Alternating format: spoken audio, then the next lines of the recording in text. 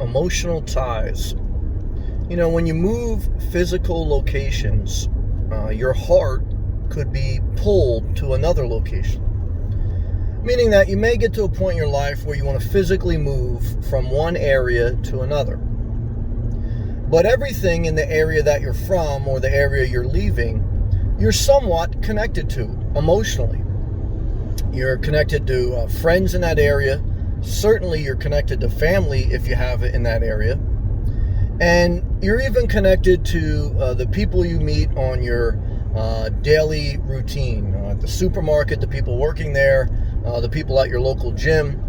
Unless you're really leaving a toxic situation, and even if you're leaving a toxic situation, it's very hard to break the emotional bond of the familiar.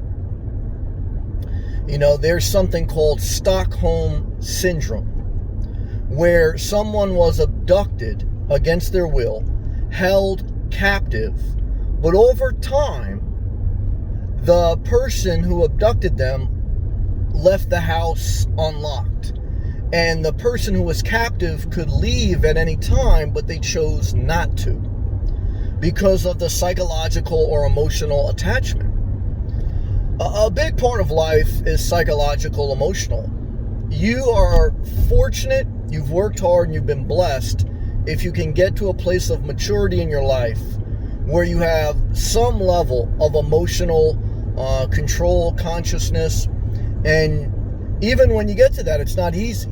Like even now, I could feel sometimes my emotions pulling me in certain areas to visit my mom or to go do certain things.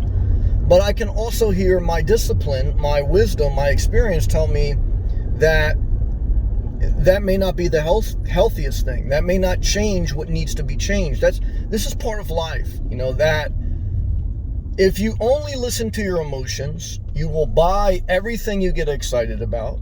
You will get too attached to people and put them on a pedestal instead of working on yourself. You will either overindulge in food or over-deprive yourself in food. Obesity is a mental disorder, and so is anorexia to a certain level. Certainly there's physical attributes to this as well. So in life, we're trying to gain this balance, this moderation of our mind and our emotions. And this is not an easy thing. But it can get better. It gets better through self-care, through working on yourself, spending time with yourself, replaying past mistakes when you got over-emotional, when you just went and you bought something without waiting, when you were too needy in a relationship and you weren't spending enough time by yourself, when you went to visit family, okay, but you realized that just visiting family is not the answer. I mean, you can't change people, and you got to spend limited time with people, even people you love, because, you have to feel good about where you're at and what you're doing in life. If you don't, you can't be good to anyone else. And certainly there's different individual circumstance. Certainly there's different seasons of our life, different levels of maturity.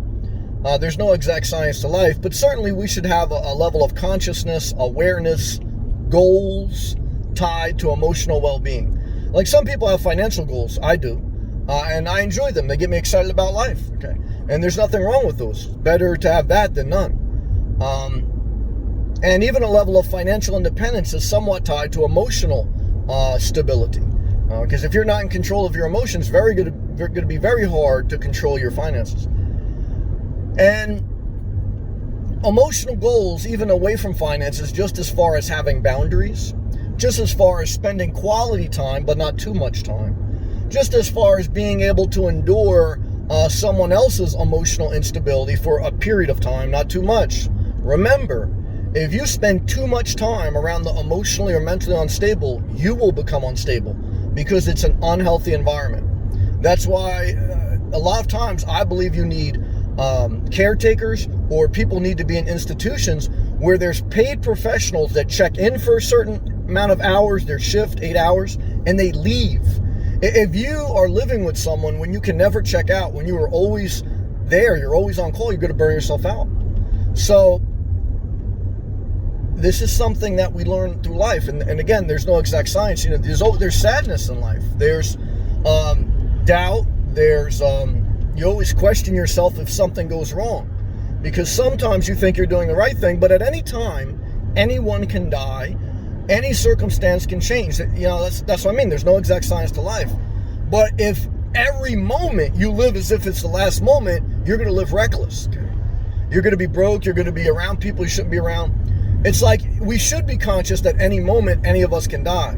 But at the same time, we have to be conscious that statistically that's not going to happen every moment.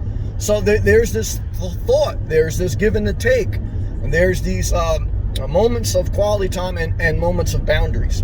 And this is what I want to communicate in this video. Emotional well-being is a huge part of your best life. Part of your best life is living in an area where you see things on a daily basis that inspire you, motivate you, and make you feel happy and at peace. You do things you don't want to do, your gym, your job. You have boundaries for people that are unhealthy for you.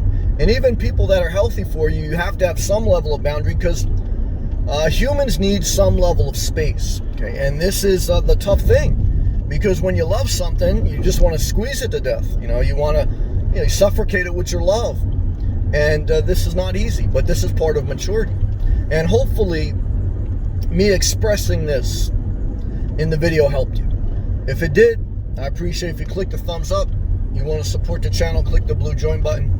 Check out my playlist, which has thousands of free videos. Okay, go after what you want.